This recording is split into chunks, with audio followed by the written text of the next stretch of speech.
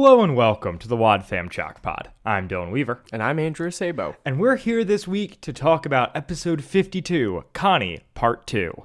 That we are. The finale of Connie Year 1. The last one, guys. We're never talking about Connie again after this. Nope. She's dead to us. So sorry.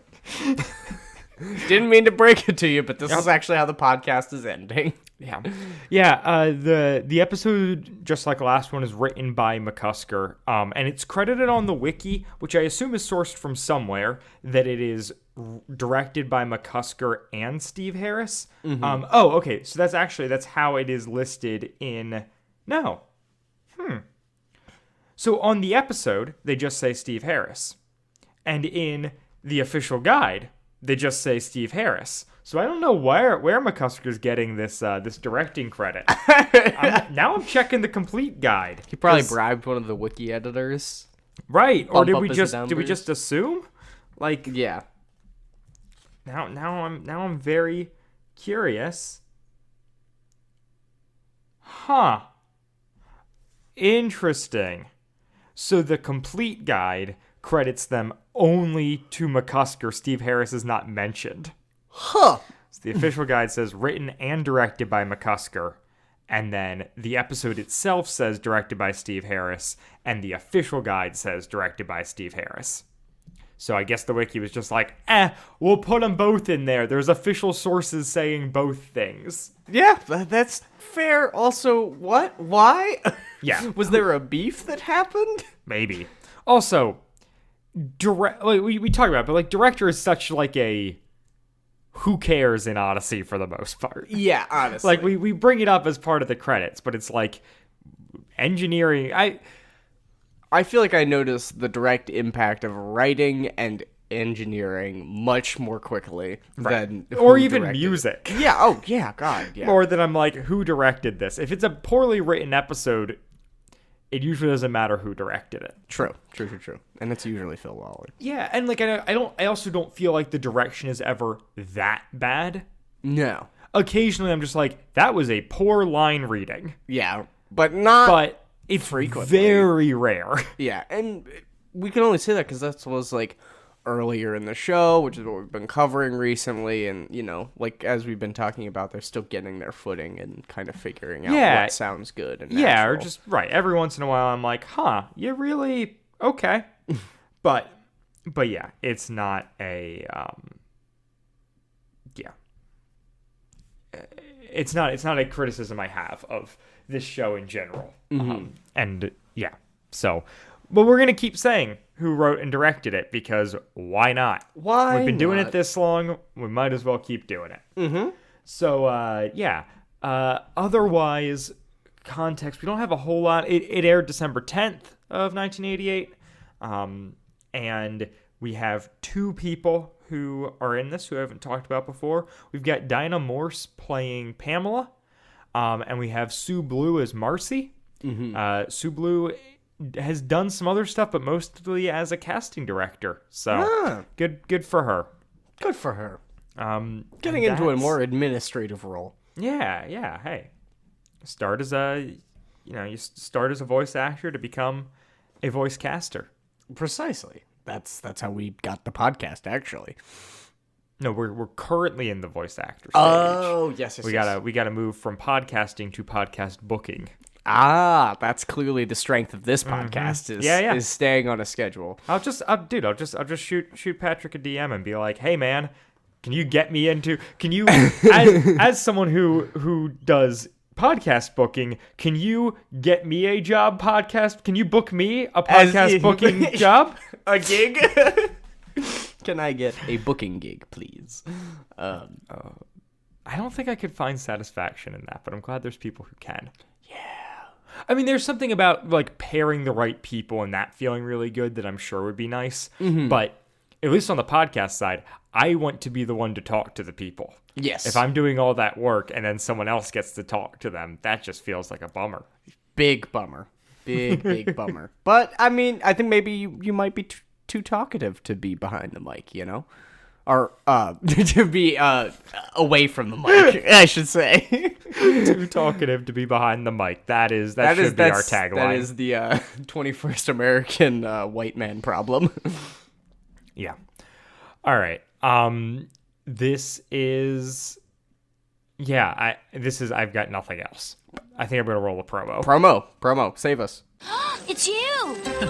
Well, now I guess Los Angeles isn't as big as we think. Coming up on the next adventure in Odyssey, Connie finally takes that trip to California. You changed a lot, Connie. You're just different now. Connie has a big decision on her hands. Find out what happens and if she comes back to town. Next time on Adventures in Odyssey.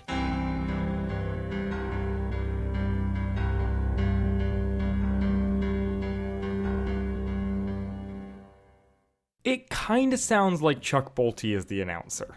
A little bit. It's not the normal guy who Yeah. we're used to. And I'm like, is that Chuck?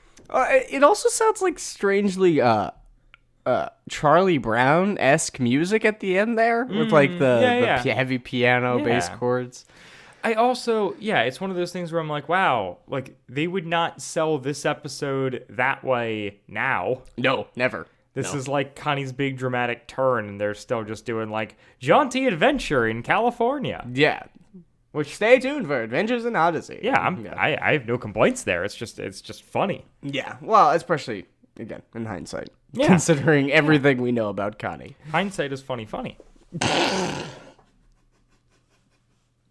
I retired. Dylan's gonna have to record the rest of this by himself. It's the worst joke I've ever made on air. I don't think so. I think that might be the best. No. If you think it's the best, it's definitely the worst. But hindsight is funny.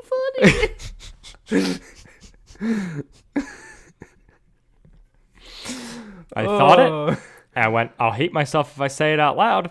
And then I said it out loud. And then the audience got to listen to my wonderful snort. Or maybe they didn't. Maybe I cut the snort. Do you do that? Do you cut my snorts sometimes? If there's obnoxious sounds in the podcast, I do occasionally cut them, but don't hold me to that, Jock Squad. don't hold me to that. He's very fragile. I am not nearly as picky about my editing as I once was. I can understand that. Even just doing the podcast for my school this summer or this past year, like the first episode, I was like, I've got to cut out every single Yep. There will not be a single in there that I can get to. At least, sometimes they're Sure. baked in, but Well done. thank you. And I give up. By the end, you were no longer cutting the ums. By the end, I was no longer cutting the ums. By the end, I was barely cutting out like 30 seconds of dead space. Yeah, I think I do more than that, but yeah. If you guys are listening and are critical of my edit, too bad. Get over it. I will not Start your own podcast, Yeah. huh? yeah, edit our podcast for free and re-upload it. I'm fine with that. Yeah, sure. You think you can make a better product out of our voices? Go for it. Love that. Yeah. So this episode picks up right where the previous one lets off, essentially, right? No, I mean a week has gone by. Oh, yeah. I guess you're right. Quite Yeah. the opposite. She's been in California for a week. Yep.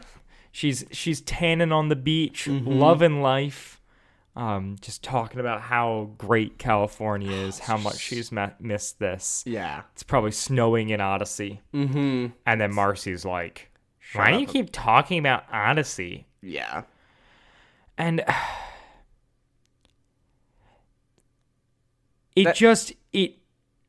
it doesn't feel like a way any human beings would talk to each other. Yeah, I was gonna say. It feels very like Disney. Yes. Like very Disney much. Channel, like high You schooler. went away. Now, what? Oh, why won't you shut up? Stop talking about where you're from. Right. Where it's what? like, if Andrew keeps talking about something over and over again, I just make fun of him for it. Yeah. I don't complain. It's true. It's true. Moss lawn. Get yours now. You didn't even make it sound like words. Moss-lawn? It's somatic. Say it 10 times fast. Moss-lawn, Moss-lawn, Moss-lawn, Moss-lawn, Moss-lawn, Moss-lawn, Moss-lawn, Moss-lawn, no, yeah, okay, fine. Uh-huh. All right, not words. No. So yeah, there's just this exchange where Marcy's upset because Connie keeps talking about Odyssey, and she's like, but you're just so different now. Mm-hmm. Odyssey's changed you, man. And really, really good voice work for Marcy. Yes. Marcy Sue Blue as Marcy is just like, it's great. Like, she does sound maybe a little bit too much like the girl who sat next to Connie on the bus who was going to Des Moines. Yeah. Which is a bit of a problem, but it's very much just like, California cool dude, man. California cool dude. Why you care about God? You got California, man. Yeah, I mean, look, if I was in California, that would probably be, the end of my faith too, right? Certainly the crossroads. Shout out to a lot of money or stop being a Christian. There's only one option. Yeah, shout out to my 4th through 6th grade youth group ministry thing that was called Crossroads. Hey!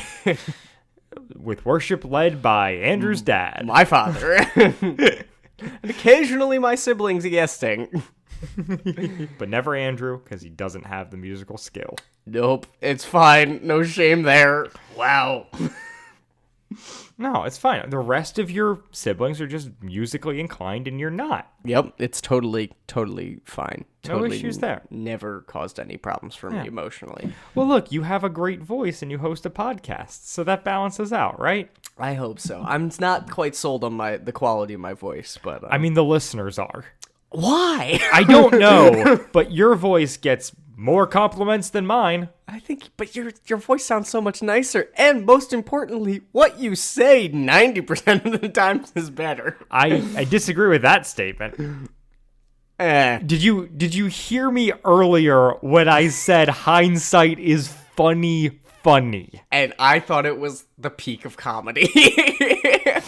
Oh, man. Maybe we shouldn't do a podcast together. We're just making each other worse. Yeah, I think it might be. So Marcy runs off to grab Connie a Coke, which I just like in that we have Coke named by name. Love it. And Coke on the beach, Glass bottle, probably. I mean, yeah. I would hope it's glass bottle, but it's probably a can. And this is... pre-reduce, recycle, so Connie's probably just yeeting it into the ocean to be eaten by whatever marine wildlife swims by. Wow. That's my understanding of pre-2005. Oh, wow. Okay. All right, noted. Yeeted garbage. Then Pamela shows up. Well, no. They talk about Pamela. Yeah. So Marcy or Connie does this little like introspection where she's like, I haven't changed. I'm not that different. And we get the flashback to Debbie in an early episode that we covered where she's like, we stopped inviting you to come to stuff because you were always busy with Wits End. It's the stormy weather bit where she like goes over to Debbie's house and she's like, well, yada yada, you were always at Wits End. And Connie's, kind of upset about that. And Connie tries to invite herself to a party later that night, and Debbie's like, nah. No. Yeah. So. Yeah, and then right. Marcy says that, Pamela doesn't really come around much Connie anymore. asks about Pamela, because she hasn't seen her yet. And she's like, oh, well, she, went off and became, all religious and stuff. Now I presume she's like... this was post-Pamela has a problem because of that exact reason. Nope. Is that better or worse for the show? I think it might be better. It's more interesting. Yeah, certainly. We're never going to talk about that episode. No, certainly not. Especially right now. The episode that we talk about that, it will be where neither of us are present. Oh, yeah. I think if we ever cover it, there will be no men represented on the podcast. I like that plan. The guest hosted episode. Yes. Hey, well, actually, no, I don't know many podcasts that do that. No, Blank Check did it for Birds of Prey. Okay. They stepped out and had a bunch of women come in and talk about Birds of Prey, which was really fun. That's epic. Yeah. I'm not mad to be mentioned in that company. Oh, I know. I mean, that podcast is Peak? it's maybe the best one. Anyways, Connie's like, but wait, Pamela became a Christian? She was the wildest one out of all of us. Yeah. Weirdest kid in town. And then, Marcy starts talking about this party that she's going to have in Beverly Hills. Big deal. Beverly Hills, that's where I want to be. Amen. Gimme. Love, love, love. Connie isn't sure she wants to go, though. She's, like, kind of mixed about it. Yeah, she's hesitant because there's not going to be parents around. Yeah.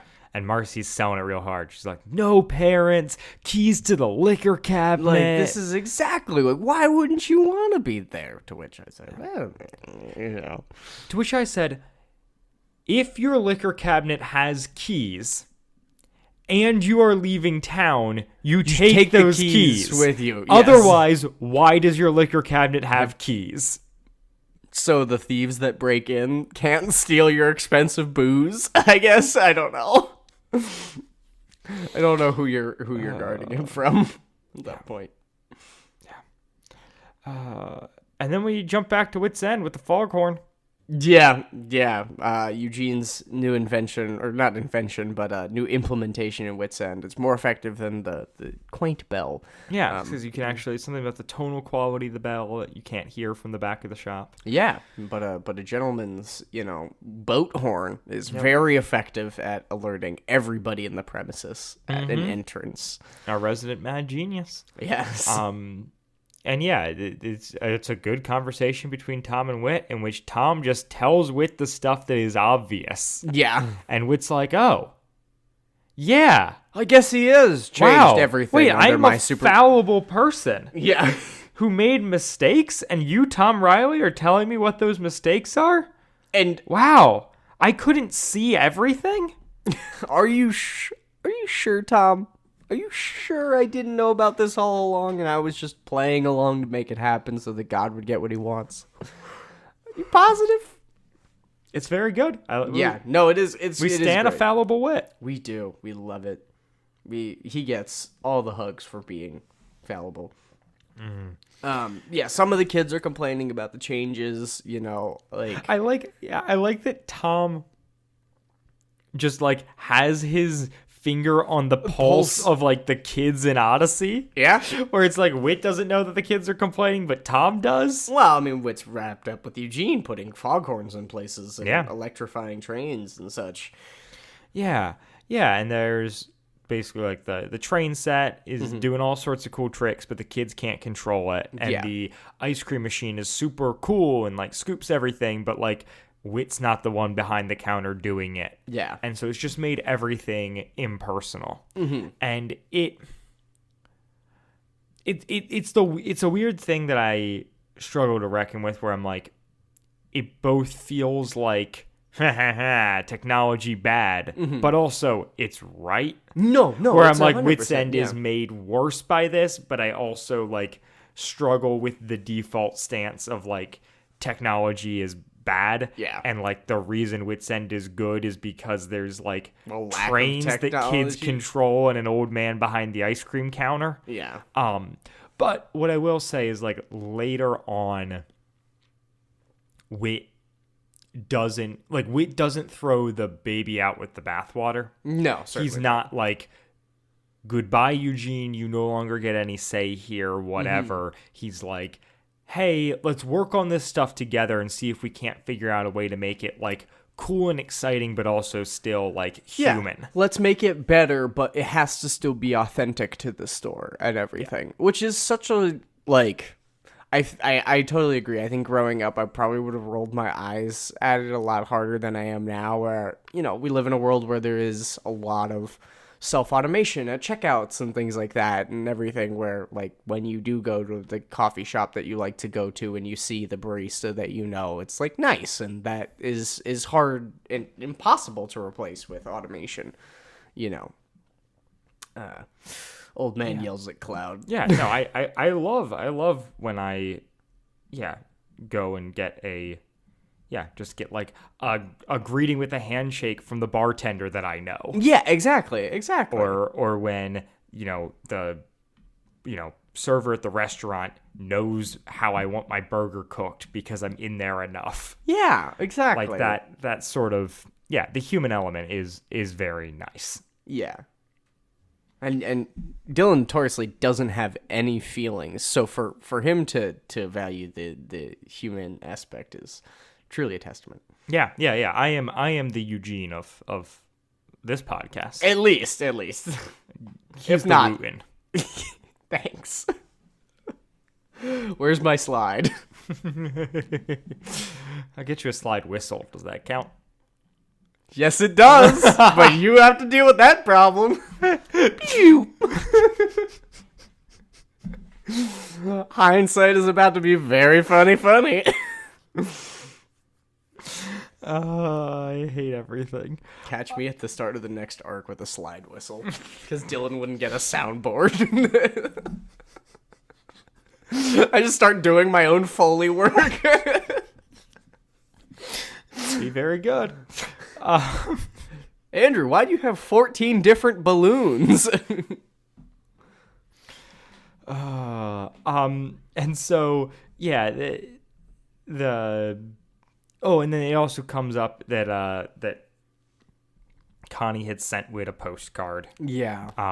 And on it mentioned running into this person on the bus. Yeah. And her being like, "Hey, I wonder if this is like," Whit being like, "I thought she really hated this stuff, but here she is like talking about it and engaging with it, which Yeah. is cool." And again, it's like, it's so important that Whit has that perspective as opposed to the like, okay, now it's finally coming into play, opposed like it comes across. It portrays the fact that Whit is comfortable taking a step back and not taking ownership for Connie's faith and just like letting it develop how it happens. Yeah.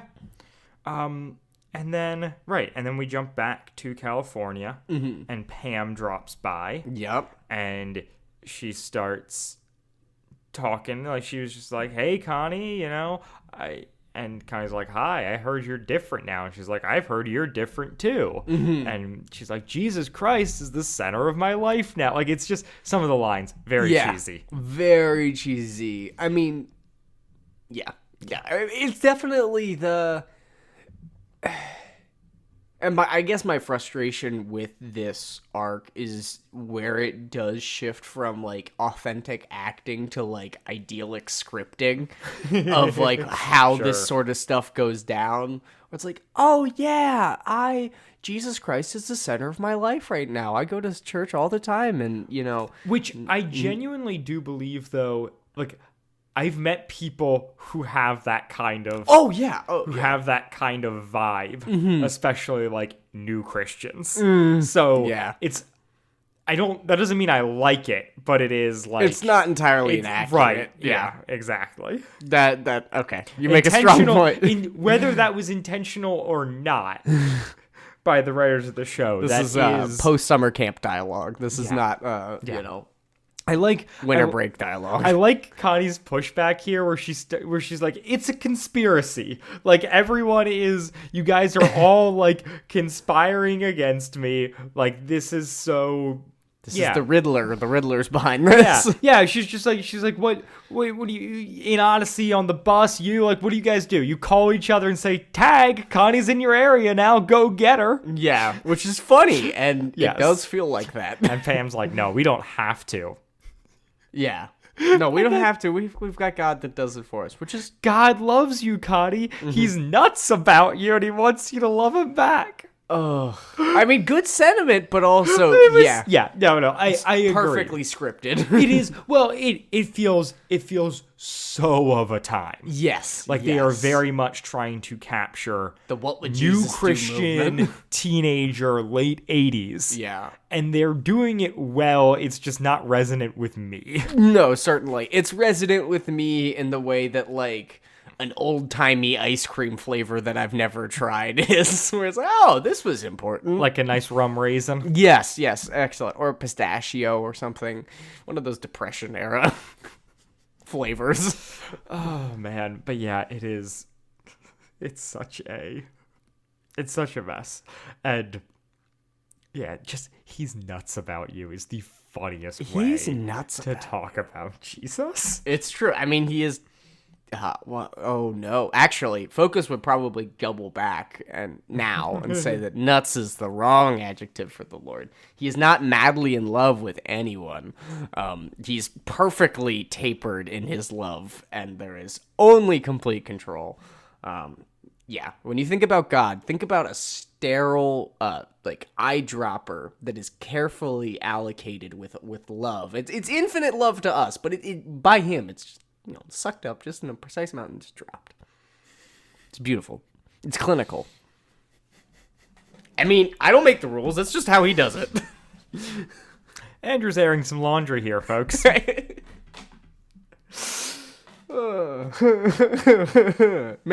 I don't know what you're talking about, Dylan. But yeah, I think it's funny. And once again, it's like, it's not as though it rings false.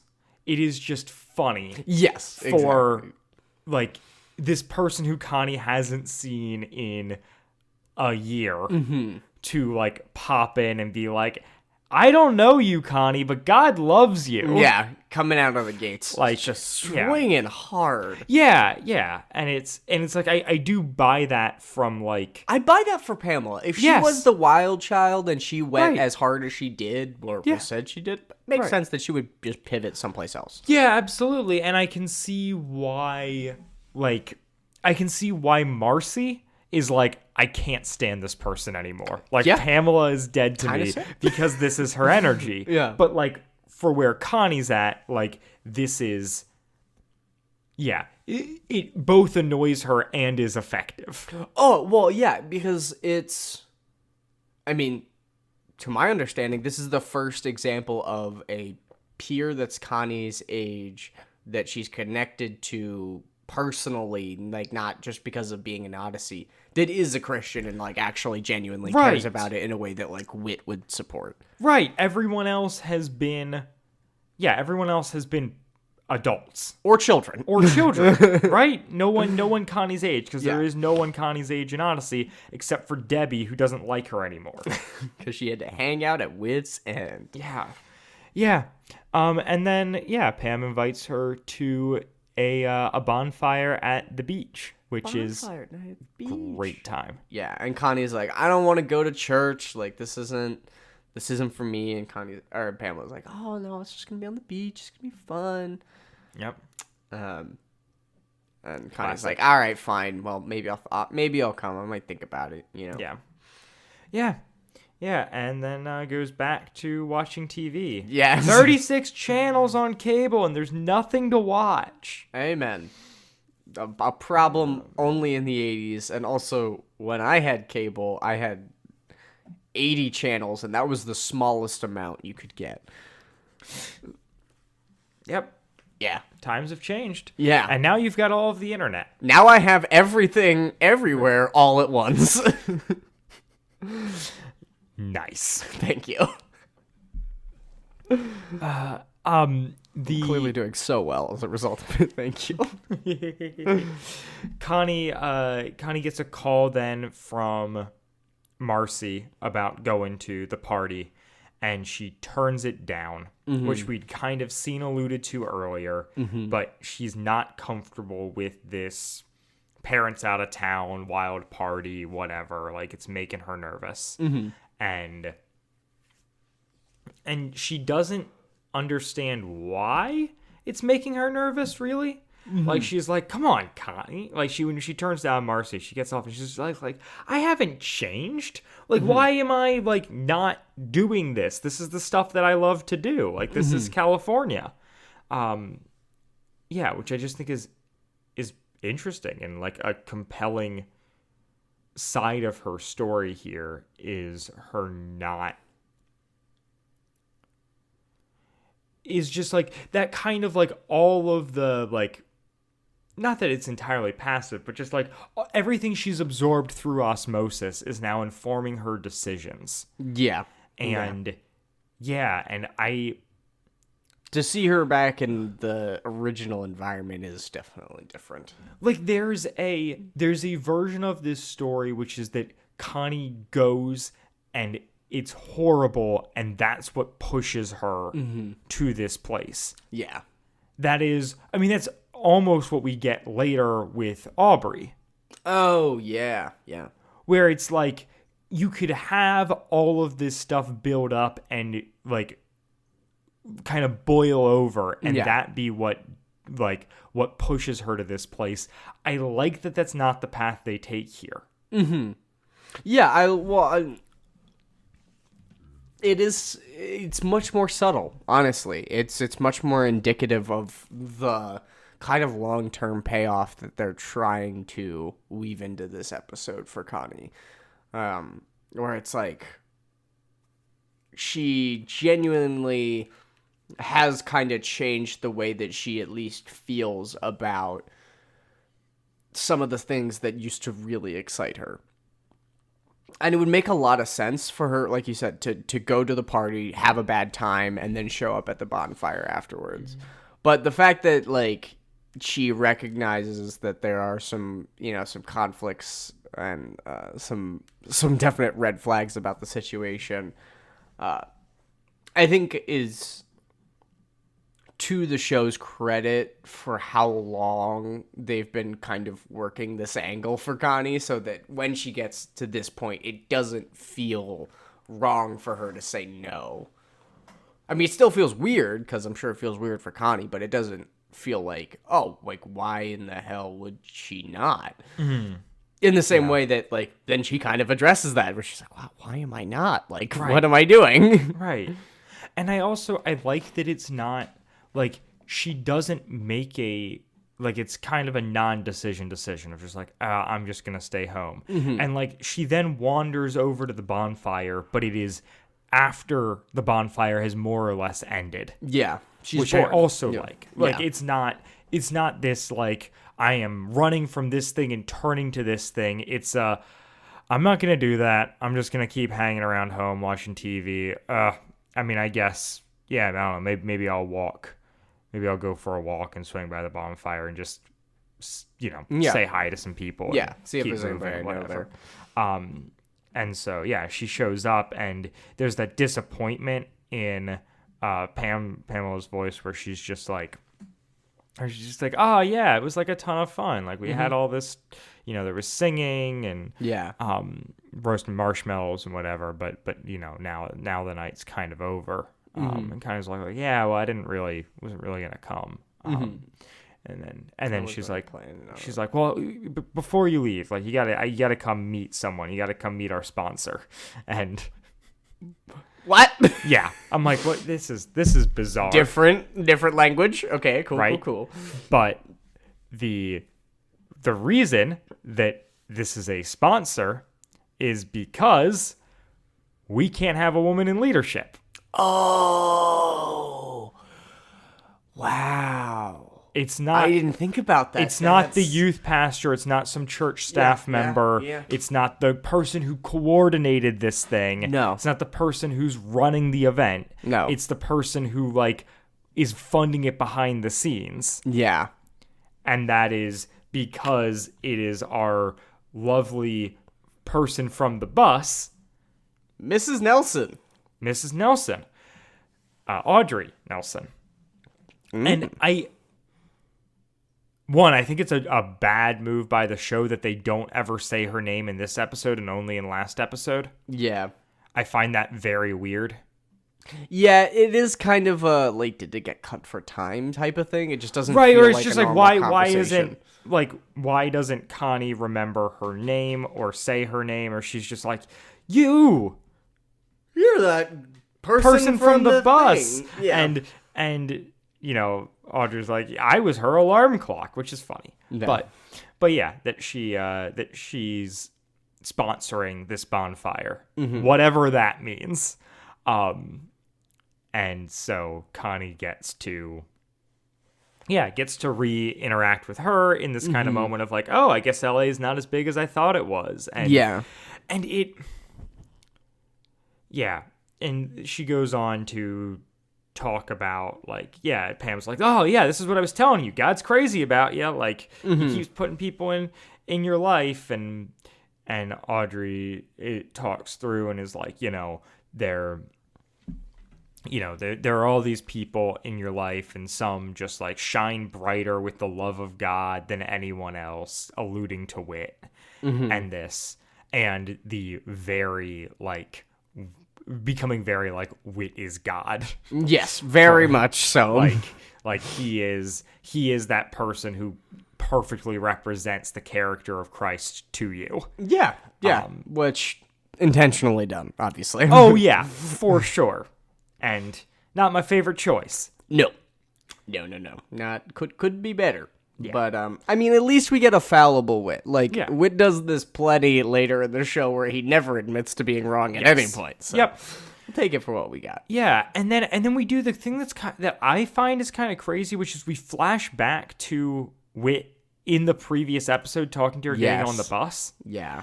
And I'm like, that is so weird to flash back to the previous episode. I don't think that's happened. Well, but here's the thing, is the episode before this flashback to Karen, which is the which is episode previous before before that. it, yeah. So it's not actually that weird, but there's something about it being a two-parter that makes it seem weirder than when it's not. But when you're when you're producing a weekly radio show, it probably makes sense. No, it makes perfect sense. And so yeah, it's like struck me as funny, and then I was like, I guess it's not that funny, but For the way that it yeah. was made. Right. And then, there's this moment where, like, Pam and Audrey are kind of, like, pushing her towards a decision, and she's just like, I need to go home. Yeah. And they're like, back to your dad's? And she's like, no. Home. I need to go to Odyssey. I need to go to Odyssey. Yeah, she's really upset, and, like, she starts crying, and there's just a lot going on. And, I mean, Connie's in this point in her life where she is trying to figure out who she is, right? And going back to California, she thought would kind of give her that more full sense of identity. And, showing back up, some of it did come back in what she likes and what she values. But she's realizing that I think a lot of, her personal connections and the growth that she's experiencing, the kind of person that she wants to be is a lot more in line with what she's experienced in Odyssey as opposed to what she idolized in California. Yeah. And so, she's headed back to Odyssey. Runs back to Odyssey 2 days on the bus. Just jumps right on. Yep. Yeah, exactly. And then it's funny that it's like last episode was entirely a bus ride. Yeah. And this episode is like, we don't even. No. She's just in Odyssey. Yeah. Well, and it almost feels like it's the same night, like a bit. Right. Yeah. Yep. But back in Odyssey, before Connie gets there, Wit explains to Eugene that he is missing the point, which we alluded to earlier. That, this needs to be more human. And you and I are going to like work together to make this happen. Yeah. And what I love from this moment is the readiness with which Eugene agrees. Mm-hmm. He's just like, oh, okay, make it more like user friendly. Like he sees it as like another challenge and not as Wit like coming down on him and being like, you screwed up. Yeah. This is bad. Him just being like, oh, okay, I got to rethink these things. We just have different parameters. All right. Right. Yeah. Right. It's a very like logic-driven way to approach it, and I just really appreciate that. Yeah, well, no, certainly, and as somebody who wishes he had more logic in him, I definitely can understand that, like, that's not that probably wouldn't be the way that Connie would have responded in that situation, certainly. Yeah. Or at least not how she would be written in the show. Starting with, and then the buzzer goes off, and Whit goes, starting with the putting that bell back. Yeah. And Eugene goes out to the door to see who it is, and this is the first time Connie and Eugene meet. Ah, I didn't think about that. Uh-huh. Not counting a beautiful retcon that we will cover someday, because we have to. Wait, beautiful. Oh, yes. Camp. Camp. Love, love, love, love, love. Yep. That is a great episode. I love that episode. We'll do it as a Dylan or Andrew's choice at some point. Yeah. It's an our choice, all right? This is a communist podcast. Oh man. But yeah, Connie comes in and she's back 2 weeks early. And she's like, I need to talk to you, Whit. And Whit's like, okay, we can go up to the Bible room. It's really empty ever since Eugene put in the Spanish Inquisition display. I forgot about that joke. And Eugene's like, I thought we could use some good church history. I like that a lot. I think that's so funny. It is. I mean, it makes sense. It's right next to the Crusades and the David and Goliath and maybe the destruction of the temple in 70 AD. Do they know what they're saying? No way. They can't be. Like, are the writers of Odyssey acknowledging the horribleness that is the Spanish Inquisition? Is that the joke? I hope so. I really do. I'm afraid they're digging at Eugene.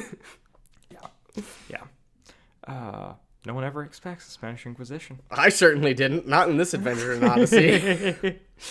And then, yeah, they sit down and she's just like, you know what? No. What? I love that little exchange between her and Whit. But it's just Connie expressing all of all the stuff that was going on, and how she feels like she's reaching this point where she's ready to make a decision. And Hal Smith is incredible. So good. Yep. Oh my god. It's get this man an Avery Award. And they just they go they just have like a pretty brief exchange and then pray together, and we go out on the prayer. Like I don't have a lot of notes about like the contents. It's just it's pretty run of the mill. Yeah, but not in a bad way. No. Personal and quiet, and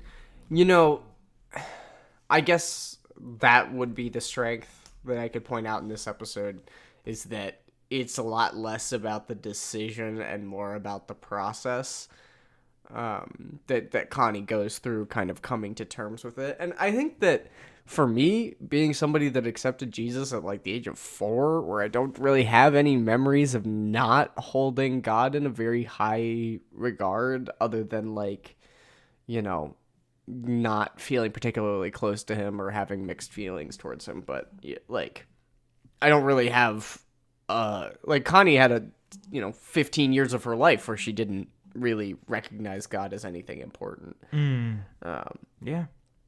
So I think that this is really kind of interesting how they chose to convey that. And honestly, better than I thought it was going to be. I thought it was going to be a lot worse. Yeah. I like how much the turning point Connie has agency over. Yeah. It's like there were events leading up to it that she was not in control of. But this is not anyone forcing her hand here at the end.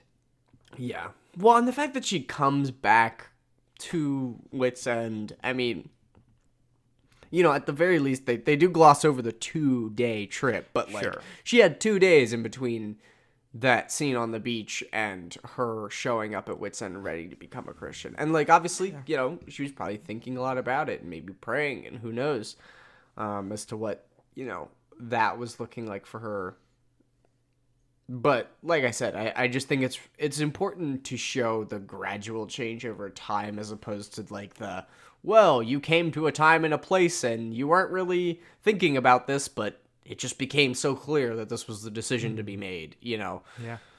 Where it's like I feel like it makes a lot more sense for Connie's character and for Christianity as a whole. Yeah, and I think it's good too as the first one of these. Yes. Like I think they yes. do better in the future with characters kind of wrestling back and forth throughout the journey. Yeah. Whereas this feels like Connie resists until she arrives. Yeah.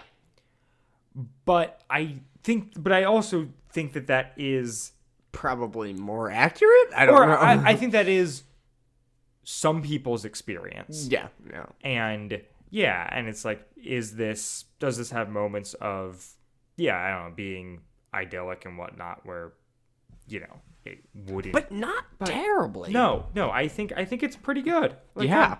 I was very afraid at how idyllic this was going to be. And there were definitely moments where I was like, oh, no. Yeah, and the performers just kill it. Yeah, they knocked it out of the park, and it was written well, and yeah, all the praise that I've given it is honest and it is deserved because people worked very hard to make this episode. Yeah.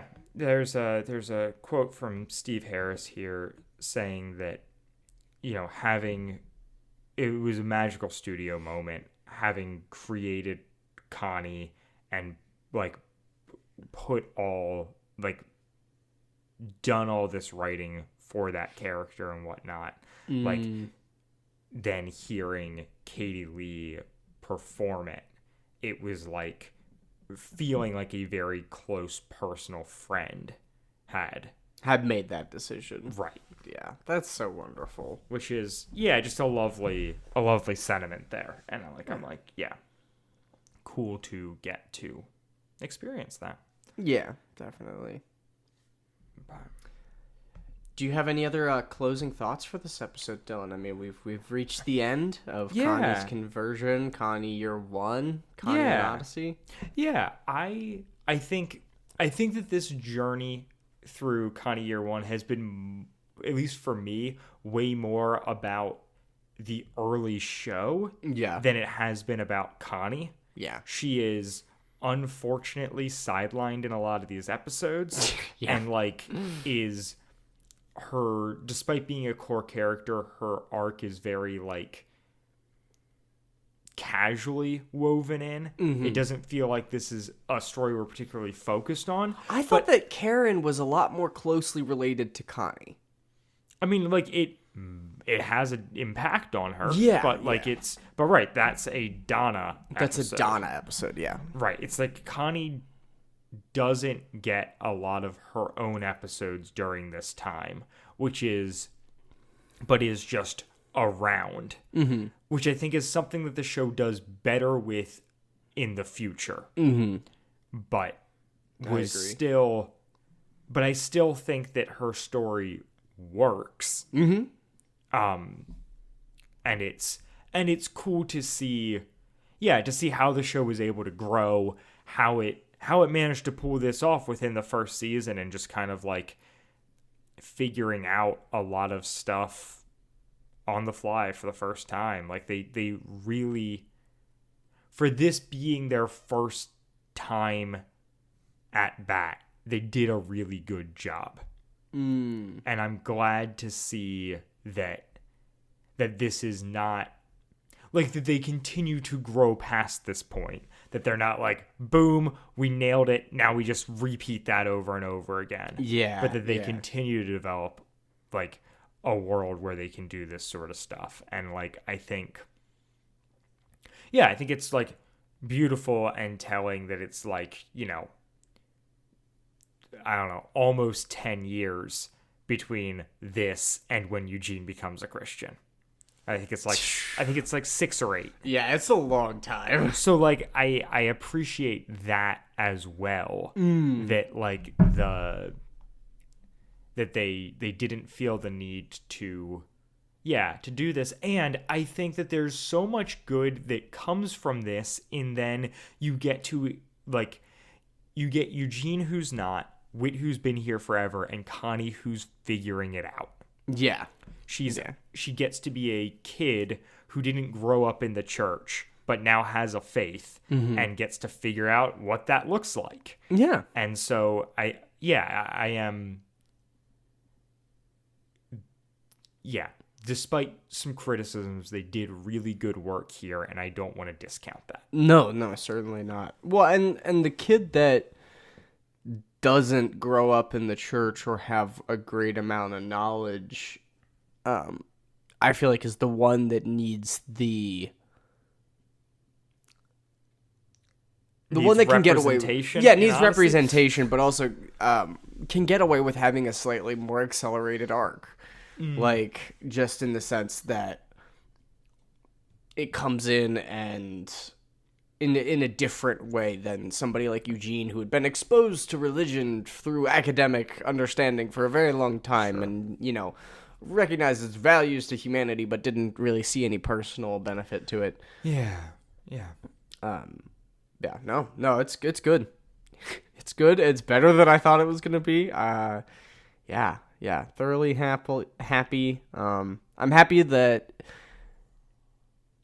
they gave Connie such a strong origin, because I feel like she is Odyssey now, and she is going to continue to be Odyssey in the future. And I think they're probably gonna have to rely on it. So, you know. Yeah, way to future proof. We are Connie fans. We are Katie Lee fans. Top notch. Yeah. Follow her to the bottom of the ocean, honestly. Yeah. All right. Anything you want to plug this week, Andrew? Hug your children. Okay. If you've got children around you that respect you, and feel safe with you, and it is appropriate. Tell children you love them, and you're doing the Lord's work. Yeah. All right. I don't have a plug, but I do have a review to read. Oh, This is from Glitter Network on I love a network of glitter. on Apple Podcasts. Just a reminder to listeners, you can leave us reviews on Apple Podcasts. You can leave us ratings on Spotify, and you can leave us reviews elsewhere on the internet. You just got to tell us where you leave them so that we can find them. Also, if you leave them on Apple Podcasts, but you're not in the US, let us know, because we can get to them. We just don't see them automatically. We need help, please. But yeah, this review from Glitter Network. I found this podcast on Reddit and had to check it out. And at first, I wasn't sure how to feel, but after listening to a couple episodes, I fell in love. I enjoy hearing somebody else's perspective and opinion on my childhood favorite audio drama. I don't always agree, but I do respect y'all's take on it, and it's a refreshing podcast to listen to throughout my day. Keep up the good work. Aw, what a sweetie. Yeah. I don't know that I'd ever call this podcast refreshing. But to each their own. Thanks.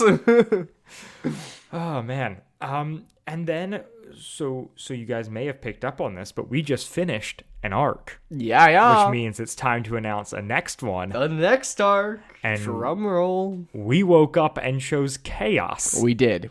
So rather than a traditional arc, for this summer, we will be covering the split episodes of Adventures in Odyssey. Featuring M. Night Shyamalan. Did he do the split he movie? He did do the movie Split. Great joke, Andrew. All right. Well cool. done. Proud of you. So, yeah, if you don't know, from 1999 to 2000, there was like a big kind of shift in the writers and the oversight of Adventures in Odyssey. It's loosely known as like their dark era. Like this is where like Odyssey's bad. Yeah, not everyone's favorite. And they, as part of that, did the thing that like a lot of cartoons did and whatnot, which is like, let's do 2 like 12-minute episodes that air during a half-hour block. Yeah. And so there is a bunch of these that are short, quick, and not particularly well regarded, with no real common thread aside from those things. Yeah. And we've talked about one of them before. If you go back and listen to our Twilight Zone coverage, we did Two Roads. But yeah, we're going to be doing those for the next while here. I'm really looking forward to it. I'm stoked. It's going to be a bit batty, but it's going to be fun, in my opinion. So we'll only be covering one half of the split episode each week. Mm-hmm. So it'll be probably shorter episodes of our shows. Right. As if there weren't already 900 some episodes of Odyssey, we decided, what if we slowed it down even more and only covered half an episode? But the one we will be covering next week is episode 428A, The Eternal Birthday. Bye, guys. Bye. Wad Fam Chalk Pod is a presentation of the Lidditz Podcast Co-op. This show is a fan podcast and has no official affiliation with Adventures in Odyssey or Focus on the Family. As such, the copyright is ours under Creative Commons. Follow the podcast at wadfamchalkpod on Twitter and Instagram, or email us at wadfamchalkpod@gmail.com. Connie Part 2 is hosted by Dylan Weaver and Andrew Acebo, and edited by Dylan Weaver. And I'm Nathan Haverstick, hoping you'll join us again next time for more of the Wad Fam Chalk Pod.